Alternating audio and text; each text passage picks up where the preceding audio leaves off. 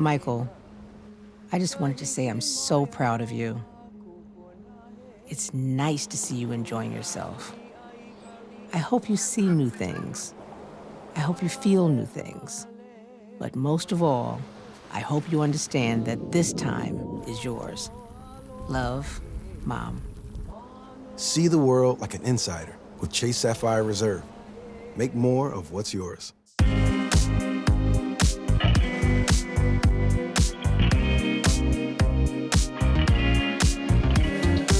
I'm really thrilled to have as our guest today for this conversation the team behind As We Speak, director J.M. Harper, rapper and subject Kemba, and producer and legal expert Sam Widdoes. Coming up, guys.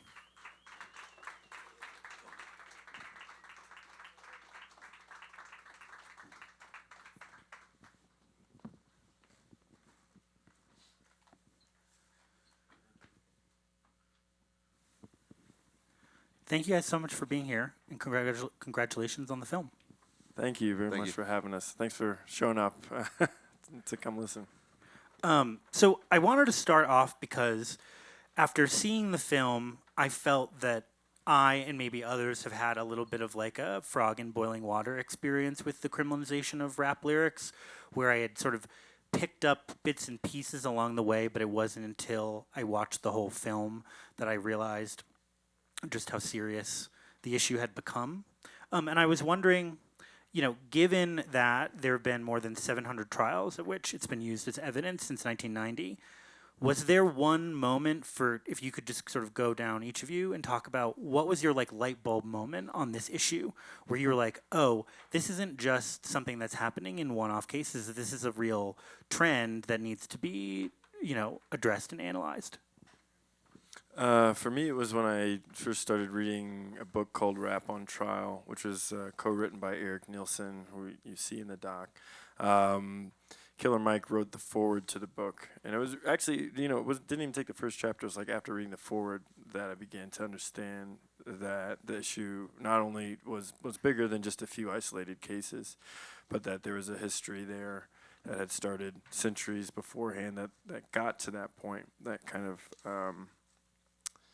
that the history that's sort of baked culturally into all of us as Americans.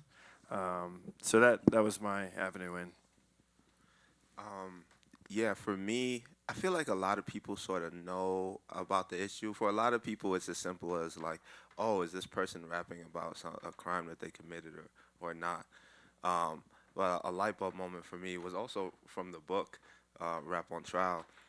It just showed sort of how insidious the practices were. Like there was one case where just to sort of prove relation to a gang, they went to the guy's house and took a picture off their wall, presented it in court, and said, "This is the leaders of the gang that he's in." And there was a picture of Notorious B.I.G. and Craig Mack.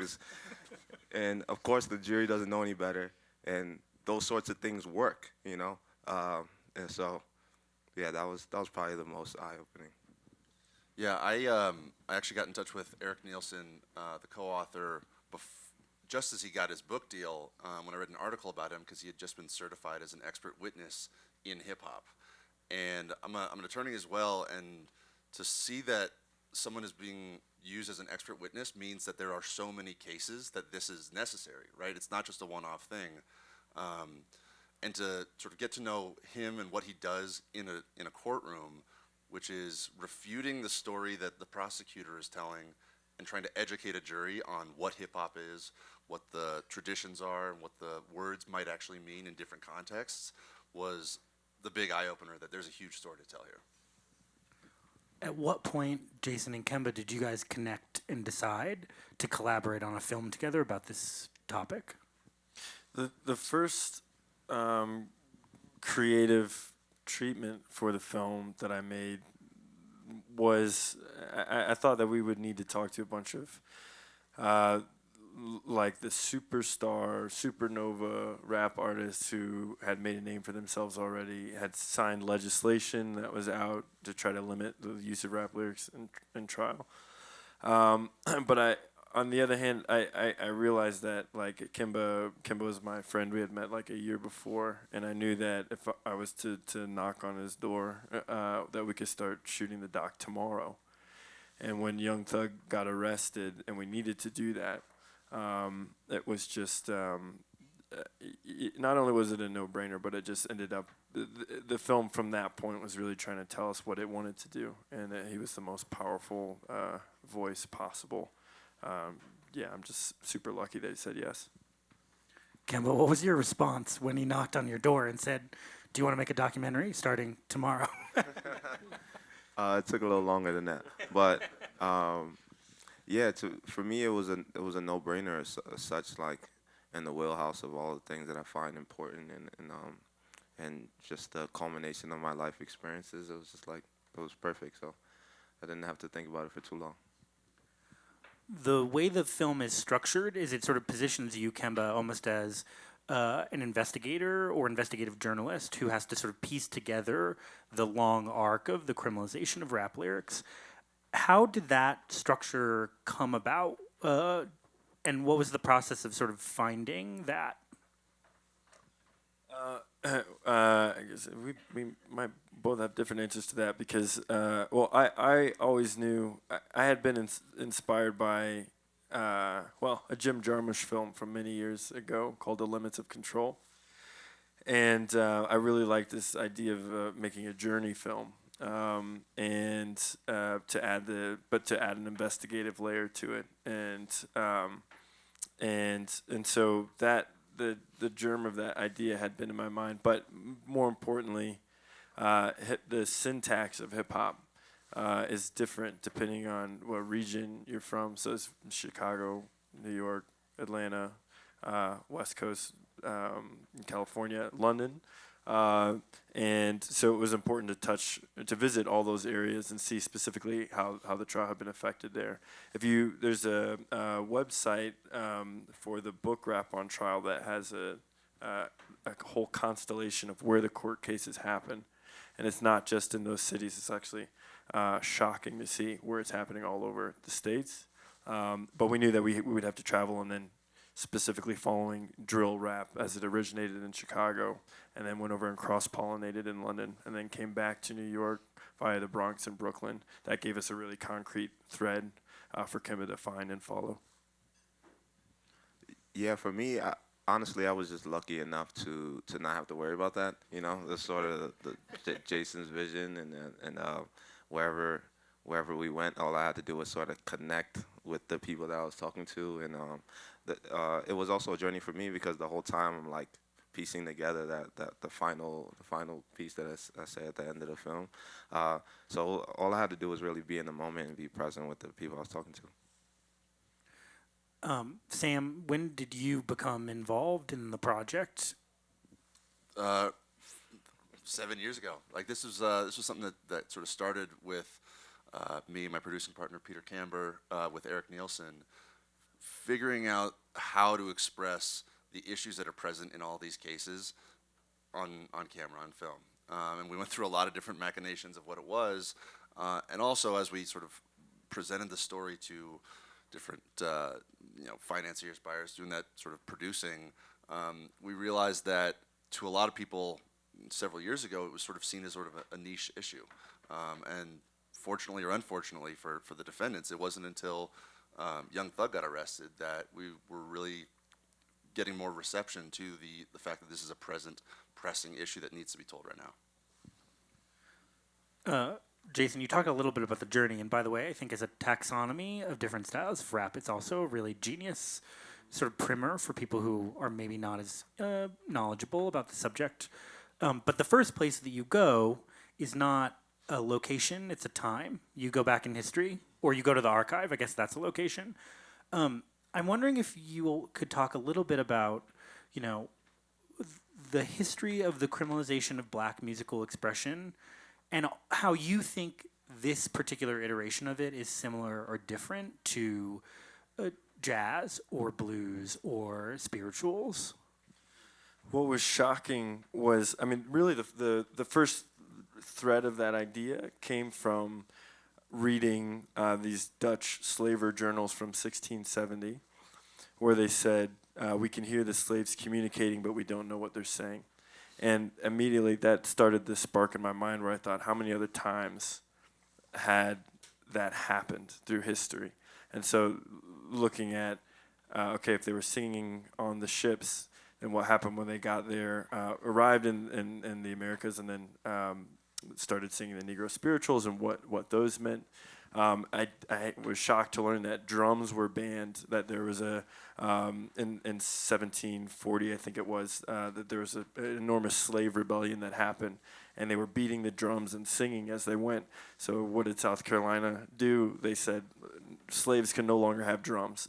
And obviously hip-hop and drums, I immediately drew that connection. I just kept pulling the thread. And you see, jazz being called devil's music. You see rock and roll.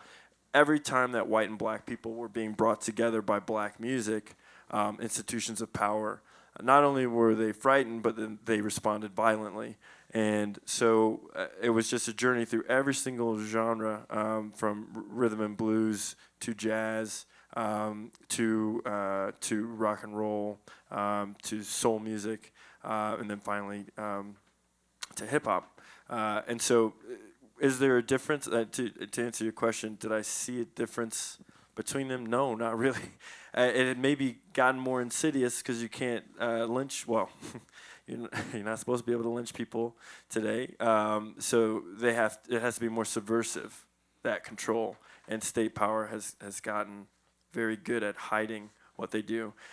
People don't know that prosecutors have booklets, right, where they have trainings on how to manipulate a jury because of some of the findings that they have, that if you can get people to look at a person as a rapper, then they associate that with blackness, and they associate blackness with criminality because of this huge history that I just mentioned. One of the rappers that you visit with and that Kemba you sort of interview in the film is Mac Phipps.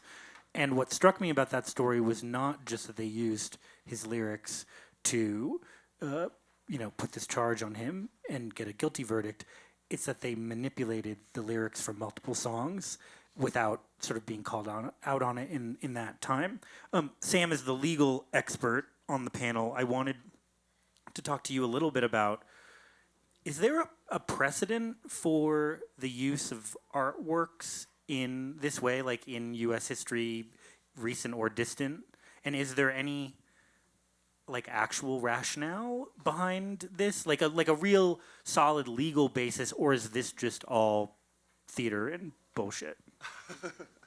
The precedent really shows that rap music is the only art form that's used in this way. And the arguments go, in a courtroom when you're arguing to present evidence, you're arguing to one person, that's the judge. You're trying to convince this person that this is relevant evidence of a crime. And so it's up to that judge to mete out justice in that early stage of the trial fairly. These judges are being convinced that this music, which they likely don't understand, that they're buying the interpretation of the prosecutor and saying, sure, this comes in. And then what the data shows is that the second it comes in, it's the silver bullet.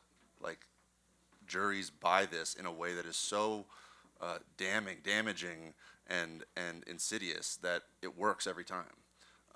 So with this film, with the advocacy involved in this issue, a lot of it is going to legislation which will put rules in place so that judges no longer will have the discretion to say, okay, I buy this argument. They're going to say, no, you actually have to hit a higher burden of proof that this music actually does have to do with this crime. But it's pretty terrifying the way they've used it in the past. Kemba, a lot of what we learn in the film is sort of drawn out from the interviews that you conduct with the other subjects. As someone who, I don't know, did you have much interviewing experience before you went into this? And if so, how did you prepare to be on camera as both kind of the main character in the story, but also as our gateway to the other characters in the story? Very anxiously. I didn't have any sort of interviewing experience, but really it was a lot of conversations with Jason and figuring out what it is that we wanted to know, what it is that we sort of needed, but more so how to get comfortable with each person individually. Everybody was so different.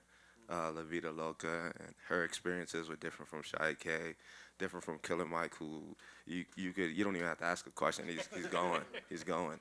So it was really cool to learn on the fly how to interact with all those different people with all these different cameras and still sort of get past the outside barrier.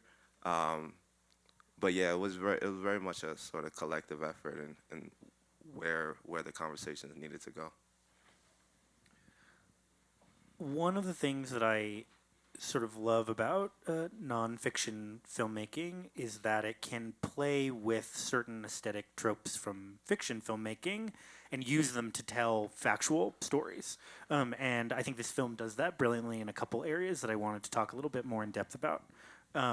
So one is, Jason, can you talk a little bit about the Bad Man's Blunder study, how you sort of came upon it, and then how you all came to illustrate it in the way that you do? So Adam Dunbar is a law professor who did a study where using the same set of lyrics, he showed the study participants the same set of lyrics, only to the three different groups. He said these lyrics are hip-hop. To one group, he said these lyrics are country lyrics, and to another, he said these lyrics are heavy metal lyrics. So that was the experiment, and the lyrics that were used were from this 1960s folk song. I wanted to, it was, we've all seen talking head documentaries and things are just kind of told to you, but the whole idea of this film was that it would be like a song, that would be like hip-hop, that would blend fact and fiction and imagination and hopes and dreams, and you wouldn't be able to untangle it necessarily, but you would absorb a truth from it. So I wanted the film to do that. And so in that way, I felt, well, what if instead of having just someone tell us about the study, what if we showed three different people, a rapper, a country artist, and a metalhead reading the lyrics, and then you can, as an audience member, look at it and see what's going on in your own head as you're watching them. Are you perceiving the same lyrics differently just by looking at these people? And the whole idea of the doc was to make the viewers complicit as you're watching it, so that you kind of live the issue, and in the end, the questions will become more real, and you can't divorce yourself from someone like Kemba's character, if you really feel like you're inside of it. So that's how that idea came about. It's super effective. That's one of my favorite sequences in the film. The other is essentially places Kemba in a hypothetical scenario where he is accused of a crime and his lyrics will be sort of used against him in the trial. And it starts with deciding whether to move forward to a trial instead of taking a plea deal, and then goes from there. I want to hear a little bit about how that came about as sort of like a solution to the creative problem of explaining how this plays out in real life. But I also want to hear from Kemba and you about how that might have differed in terms of the preparation, because it has elements of interviewing and elements of acting kind of mixed together in an interesting way. So talk about that. Again, that's hip hop right there. This mixing of like, is it? Who's telling me this story? Are you telling me somebody else's story, but it's yours because it's in your voice? One of my favorite examples of that. So one of my favorite Nas songs is "Get Down," in which he basically describes a story that happens in a courtroom. So that was like in the back of my head. But then I had a conversation with Sam Widdoes actually, the idea came up that what if in the end, because we had been taking it out to different places to see if we could get it made, and it's weird because a lot of places wanted us to do a more traditional documentary, but every time they pushed back, we came back with a more aggressive version of what we wanted to do, like an even more out there, offbeat form of it. So in a way, the learning was whenever you get pushback, just in some ways dig deeper. And so I think Sam Widdoes had texted me the idea, like, what if we put Kemba on trial? And I was like, yes, I know how to do that. And then then I realized that, okay, what I want to do is spend 95% of the documentary getting you to know and love Kemba as a viewer. Doesn't matter if you know or love hip-hop, but I'll get you to know and love Kemba for 95% of the time. And then let's see if in the last 5 minutes I can turn you against him or question, or just cause you to question everything that you believed up to that point. Because that's the power of the criminal justice system. Really, that's the power of the courtroom, is in 5 minutes they can undo, a lifetime of poetry, and so that's how that idea came to be. And then Alexandra Kassarian, she's an actual attorney. She's defended actual rappers, so there was no script there. She was just he did that interview just like we did the other interviews, and she was just telling him this is what will happen. He was responding honestly of basically what would you do, and so.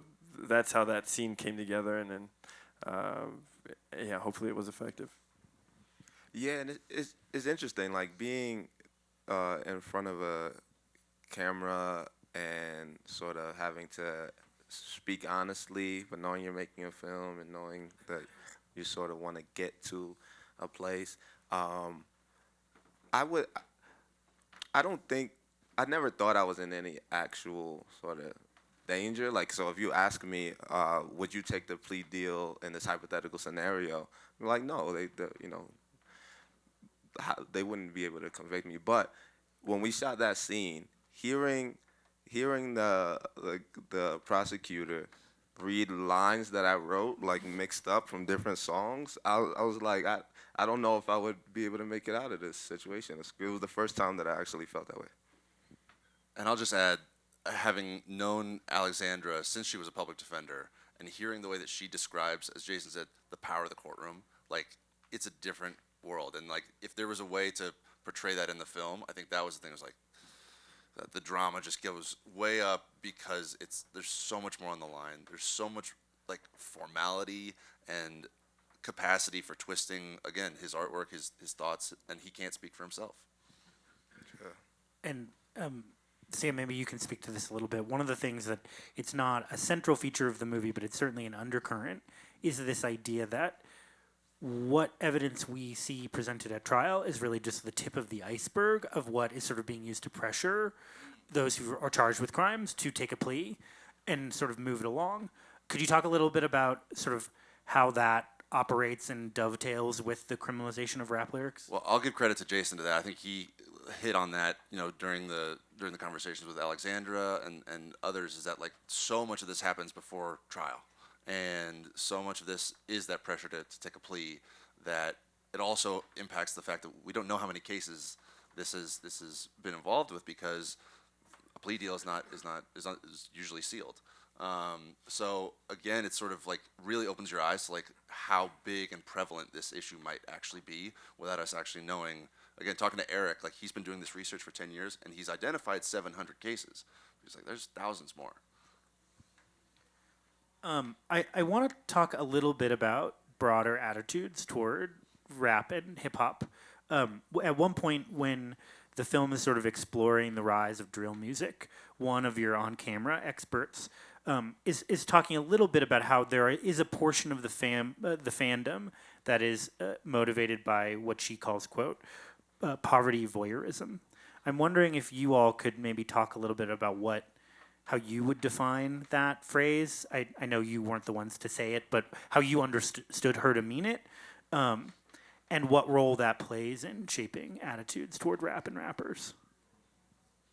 Yeah, that was Dr. Danielle Kendricks, and I chose her to interview because just in my search I found that she had written a dissertation on drill rappers and in the thicket of all of that. I mean, here's the cycle. In Chicago particularly, if you walk outside the door, if you live in South Chicago, if you walk outside the door and you see violence, you see murder every day, and you talk about it in the music, and you see other people talking about it in the music, there's a huge appetite for violence as entertainment and humanity, as typified in Shakespeare and in 1595. So we love it, we love it in all forms. So that's not new. The appetite isn't new, but the cycle that it uniquely creates in that community is that your tragedy, your poverty, is then made commercial, and people consume it as if it's not real. I think Glasses Malone, when we were talking to him in L.A., he's like, if you live in where do you say? If you live in Newport Beach, then Compton doesn't exist. Like Wasp doesn't exist, even though you can drive there in 20 minutes. It's that separate. People want to escape, and they want to, as he said, go into the lion's cage and be able to walk out whenever. So we love to look at situations like that of violence and abstract it and hold it and be entertained by it. So the cycle that creates is that these rappers, they are writing this music and then selling it, and you get paid hundreds of thousands of dollars, millions of dollars, but then it locks you into this cycle of talking about this thing that sells. So you never truly escape it. And eventually, as you saw in the end of the Shai K interview, the best hope that he could have is for his daughter to look at what he did and to go a different route. But he's locked in, and he's in the trenches, and, the hope is that you can reach the level of somebody like Jay-Z and truly break out by having the capital to basically to fight the state.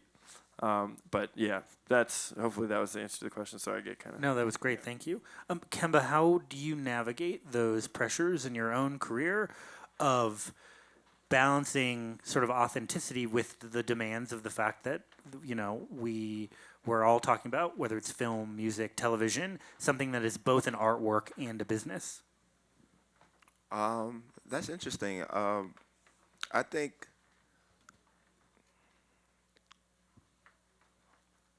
I feel like authenticity is like of the utmost importance to me. If it wasn't, I'd probably be more rich and famous by now. I think, honestly, I really have to feel it and to write it to my own detriment. So I do feel the pressures. I've been on a major label, and they sort of want to have a hand in the stuff that you create, and if you decline, then they sort of back off. For me, it has to come in a way that feels true to me, Sam is, a producer who's involved from day one. How did those sorts of pressures or expectations play out in terms of pulling together financing, eventually finding distribution? How is that shaping how people are responding to the pitches that you're bringing them or the product that you're bringing them? That's interesting. I guess what I would say is that during the process of putting this all together, like the story of, we're trying to tell a big story, and we're trying to really tackle elements of what the music is, what the legal elements are, what the other forces are that are influencing artists, commercial elements in particular. And I really don't, it wasn't until Jason came along who was able to craft a narrative that wove those things together in a clean, digestible, entertaining way. That's beyond my capacity as a producer, right? It's like that creative storytelling was the gift that this project got with Jason. So there's one conversation with a group of artists in the film that I sort of felt like provided a little bit of a counterpoint. The quote that struck me was, one of the people in this group says, sort of in defense of, sorry, I'm not being articulate. The point that he's trying to make is that there might be some cases in which using lyrics as evidence in a trial would be appropriate. And what he says is, quote, "If you tell on yourself, you deserve to go to jail," unquote. I'm wondering, what was your reaction in the moment to getting that sort of point of view that is a little bit opposed to what you've been presenting thus far? And then, do you find it persuasive? What would your counter argument be? I would love to hear Kimba's answer to that question. I will say from behind the monitor as I was watching it, I was really thrilled when that happened, because in the course of our making it, many other kind of TV specials and news specials came out. I won't name them, but it all was most of it was very trite because a lot of it came from liberal voices, frankly, that were saying like, it's all fiction. Like all rap is all fiction, which is just as bad as saying that it's all nonfiction. We live in a complicated world. We live complex lives, and we there's no way to the cake of what an experience is already baked. You can't go in and extract. I was really happy that they were having live the conversation that we were hoping people would have right now, which is that, and then for that to be compounded with one of the interviews that we did that ended up coming across in a phone call. It opens the film is Kemba talking to Bun B, and to listen to the advice that he was giving Kemba and to other rappers about how to talk about your life in a way that he basically says, I don't know if I can swear here, but don't give those motherfuckers no ammunition, basically. So yeah, I was thrilled when that happened because it showed that this is not like a binary, and lots of times like hip hop gets collapsed into that when it enters into a courtroom. So it was fantastic, and yeah, be curious what you thought about that when that happened live. Yeah, I was happy. I was happy it happened too because those are the same arguments that I was having like before we started filming and with other. I feel like that is the main sort of pushback that we get and sort of the cap of what people know or feel about the issue. But I also think it's the reason why the movie is important because though it is true, like I would not advise nobody to do a crime and then rap about the details of the crime.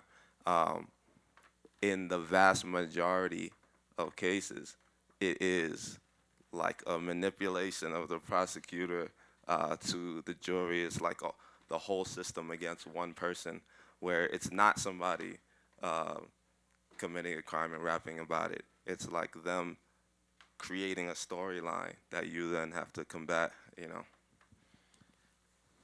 I was just going to say, and in a lot of cases, the lyrics are the only evidence. Yeah. And like that's the thing. It's like if someone's criminally involved, if there's evidence of a crime, present that evidence. If you're only relying on lyrics, like music can be interpreted, understood, appreciated at film festivals, on the radio, everywhere. The last place it belongs is a courtroom. Like that's it. Yeah, just to make it even more interested and complicating is one of the interviews that we did that didn't make the doc was with one of Young Thug's attorneys, who happened to also be one of Donald Trump's attorneys. He's since been fired by Trump, but this is what I'm saying. It's not even a red and blue issue. They basically. Trump was making the same argument for the phone call that he made in Georgia to the elector saying, find the votes. And so he hired that attorney to effectively say, all you have is my words as evidence. So you can see how what we're dealing with is like a constitutional issue. And but right now in the court system, frankly, what's happening is just that predominantly black and brown young men are being incarcerated for things that they said, that they wrote in a notebook, or said in a music video when they were 14. So I'm oversimplifying it there, but it's a complicated issue, and we couldn't ignore that. So when that happened in Chicago, it was fascinating. Yeah. And also, it's when we spoke to Killer Mike, he explained about the book that the lady wrote. I can't remember her name. How to Kill Your Husband. Yeah, right? How to Kill Your Husband. She wrote a book called How to Kill Your Husband. She just so happened to have killed her husband, and they had to find evidence, and they could not use the book. Why is it not the case with rap? Well, that leads to my last question before I turn it over to a couple audience questions, if there are any, which is, I think, kind of undergirding the entire film is this fact on the ground that the distinction between person and persona is blurrier in music, not just in rap, but especially in rap, than it is in other art forms like film or television. And I wanted to just sort of ask, as a final thought, why you think that is. Why it seems harder in our society for people to separate the musician from the music than an actor from a role in general. I mean, obviously that's not true in all cases, but it seems sort of generally true. There's a few reasons. One reason is we learned that like Killer Mike said, black folks' intelligence have been questioned forever. Like in the eyes of like the justice system, we're not smart enough for double entendres, and we're not smart enough for like all these different ways of artistic expression. It's all literal. And another reason I can think of is because in the culture of hip hop, we put so much onus on the idea of being real. Even if it's not real, it has to look real, or we sort of discount it. I think that, yeah, Kemba said it right there. I'm just thinking, this is the first time I've been asked that question, and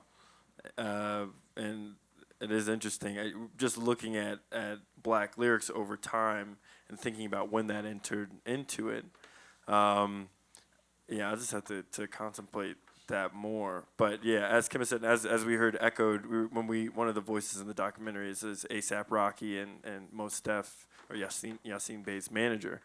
And we were asking him about what fame does to people, and does it change people, and that persona that you present to the world, how different does that become from the person that he knew before that fame happened. And he said that what happens with fame is that it's not that you change so much as that everybody around you changes. That what you once knew as familiar, everybody, your community, your friends, all that changes, and that can change you. And so, it gets harder and harder to protect that original person that you were. And so that was illuminating in some ways. But another director at the director's brunch a few days ago asked me a similar question, because she was saying that these must be very kind of hard people that you're talking to, rappers. They must be really like posturing and not letting you in. And I didn't find that to be the case at all. So in terms of what you might see on their Instagram page versus when we like sat down, Shy K was a particular example that has its own backstory. But all these people opened up to us because they knew what our intentions were, that we were telling the story from the artist's point of view. And so I think it might be kind of like a false assumption to think that that's inextricable, the person, the persona, because everyone we talked to was immediately talking to us with honesty and authenticity and without fronting, and being very honest about their run-ins with the law and how lyrics have been involved in that. It was eye-opening. And hopefully people feel that when they watch the documentary. They feel like they're talking to somebody who's got nothing, they're not hiding anything. So I think that's what made it work. I think a part of that is sort of a testament to how we sort of approached them, and just the openness and honesty that we had, and sort of shared backstories and experiences. I was going to say, I'm glad too you asked, because Killer Mike brings it up at the very top, right? Understanding why he is named Killer Mike and what that means to him, and who the difference between Killer Mike and Mike Render are. And it's a very, artists know the distinction, but for a jury to hear Killer Mike, as he says, they're going to think it's you. They're going to think you're a killer, Mike. So, yeah, it's a really difficult hurdle to overcome, especially when it's being presented by prosecutors who are saying, no, it's only one person there. They're the same. Do we have any questions in the audience for these folks?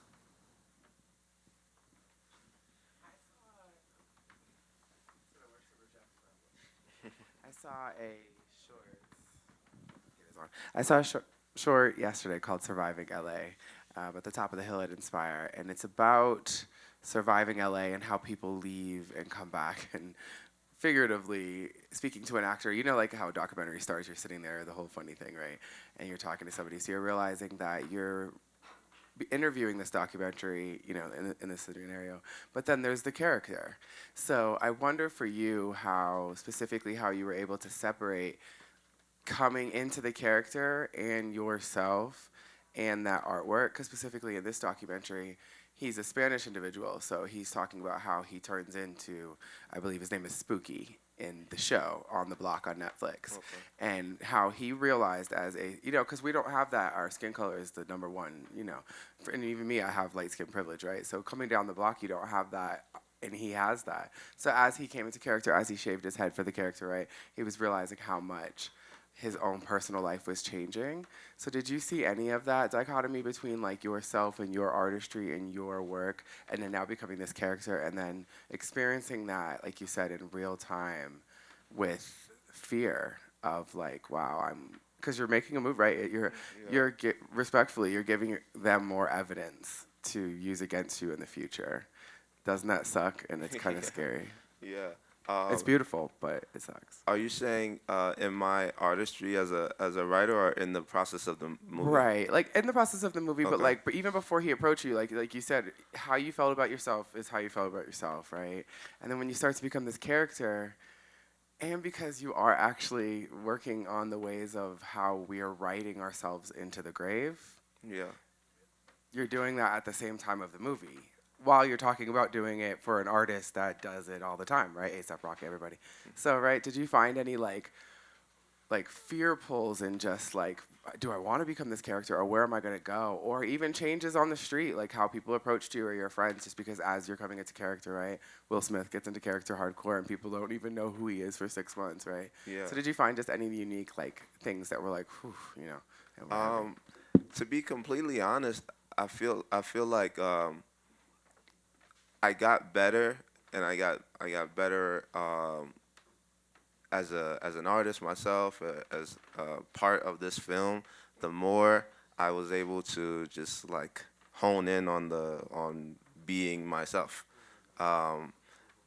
In the beginning, it was so much about, oh, what do we need the story to be like? What are we doing? All these cameras are all, always on me for the most part. What do I need to do to get the job done? And it started to get better the more that I was able to be present in the moment with the people that I'm talking to, and just sort of be myself. Okay. Thank you so much, guys. This was really a great conversation. Thank you. Can we give them a big round of applause, please? Thank you. Thank you, guys. And if you could just remain seated while they head out to the back, I'd appreciate it. Thanks so much for coming out. Thank you.